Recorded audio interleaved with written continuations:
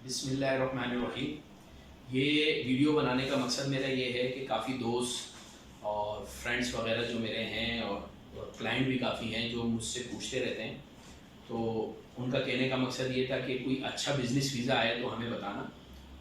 तो ये एक अच्छा बिज़नेस वीज़ा मेरी समझ में आया है, तो मैं आप लोगों के साथ शेयर कर रहा हूँ और आप लोग भी कोशिश करें कि इसको ज़्यादा से ज़्यादा शेयर करें ताकि लोगों को नॉलेज मिल सके। पुर्तगाल शेंजन में एक कंट्री है और पुर्तगाल ने एक वीज़ा निकाला है जो कि बहुत कम इन्वेस्टमेंट में है और 25,000 यूरो आपने यहाँ पर अकाउंट में रखने अपने, और 25,000 यूरो पाकिस्तानी तकरीबन 50 लाख रुपए बनते हैं। और यही 25,000 यूरो यहाँ रखते हुए आपकी वहाँ कंपनी रजिस्टर हो जाएगी और आपका बैंक अकाउंट भी खुल जाएगा और यहाँ से आपको वहाँ का 1 ईयर्स का बिज़नेस वीज़ा भी मिल जाएगा। ये हमारी जो टीम है आपको एयर सर्कल की, वो भी आपको ये सारा प्रोसेस करके दे सकती है। और कुछ टीम के हमारे मेंबर जैसे वहाँ यूरोप में काम कर रहे हैं, तो ये उनके साथ मिल के आपको सारा कंप्लीट करके दे देंगे। अच्छा, इसमें बेसिक करना क्या है आप लोगों ने, इसमें ये करना है कि आपके यहाँ अकाउंट में 50 लाख रुपए होने चाहिए जो कि 25,000 यूरो बन रहे हैं। और ये आपको वहाँ पे कंपनी रजिस्ट्रेशन करके विदाउट पेमेंट, मतलब आपने कुछ पैसे देने नहीं है वहाँ के लिए इनको, और ये आपको वहाँ का एक वीज़ा बिज़नेस लगवा के दे देंगे। और बिज़नेस वीज़ा लगाने के बाद वो 1 ईयर्स का वीज़ा होगा और जब आप वहाँ चले जाएंगे तो अगर आप चाहें तो अपने साथ पैसे ले जाएं, लेकिन लीगल तरीका ये है कि आप यहाँ से जो आपके अकाउंट में पैसे होंगे, आप जब वहाँ चले जाएं अपना एक बैंक अकाउंट खोलें और बैंक अकाउंट खोलने के बाद ये पैसे आप वहाँ पर ट्रांसफ़र करें अपने पुर्तगाल। जब आप पहुँचेंगे, जब आप वहाँ पहुँचते हैं तो आपके पास 3-4 महीने का टाइम होता है। 3-4 महीने में आप कोई भी बिज़नेस डिसाइड करते हैं कि भाई मैं ये बिज़नेस करना चाह रहा हूँ। अच्छा, ये बिज़नेस आइडिया जो है यहाँ से हमारी पूरी टीम आपको बना के देगी, लेकिन वहाँ जाके आप वो बिज़नेस उसी आइडिया पे भी काम कर सकते हैं, उसको चेंज भी कर सकते हैं। अगर वहाँ जाके आपको जैसे फ़ास्ट फूड का कोई काम समझ में नहीं आता, यहाँ से आप कह रहे हैं कि मैं फ़ास्ट फूड का काम करता हूँ, पिज़्ज़े का काम करता हूँ, और वहाँ जाके आपको कुछ और समझ में आता है, तो आप वो जो है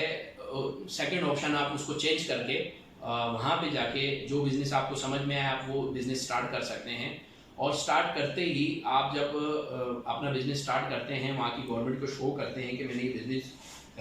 स्टार्ट कर दिया है, तो आपको तो और आपकी फैमिली को तो यहाँ से वीज़ा मिल जाता है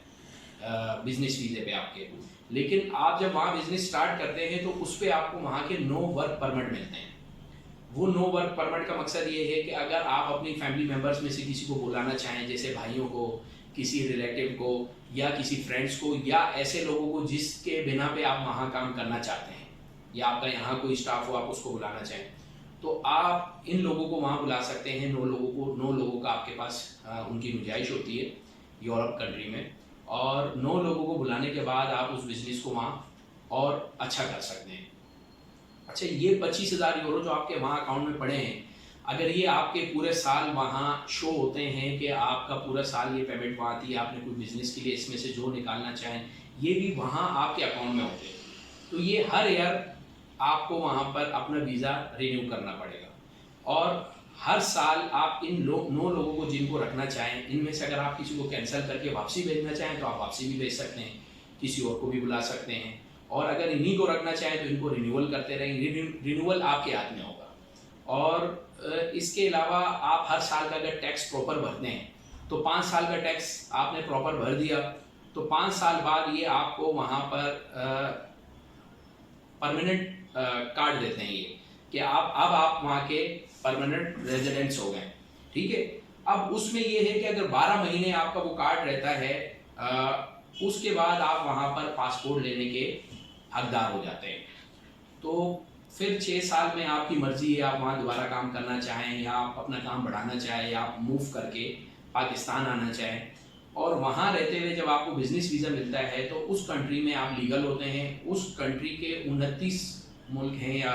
24 हैं जो भी हैं शेंजन में, आप उसमें भी कहीं भी जा सकते हैं। और उसके अलावा अगर आप चाहते हैं कि मैं यूके जाना चाहता हूँ, कनाडा जाना चाहता हूँ, यूएसए जाना चाहता हूँ, तो आप वहाँ से लीगल प्रोसेस करके अपना वीज़ा भी अप्लाई कर सकते हैं, वो भी बहुत आसान है। और दूसरी बात ये है कि आपने पुर्तगाल का ले लिया, अब इसमें काफ़ी लोग ऐसे कमेंट्स देंगे जो बोलेंगे कि भाई पुर्तगाल में तो काम नहीं है। तो भाई अगर पुर्तगाल में काम नहीं है, आपके पास शेंजन वीज़ा आ गया, बिजनेस वीज़ा, आप जाके जर्मनी में काम कर लें, आप जाके स्विट्जरलैंड में काम कर लें, आप इटली में काम कर लें, आप जहां काम करना चाहें आप कर सकते हैं। पुर्तगाल गवर्नमेंट को आपने सालाना टैक्स देना है,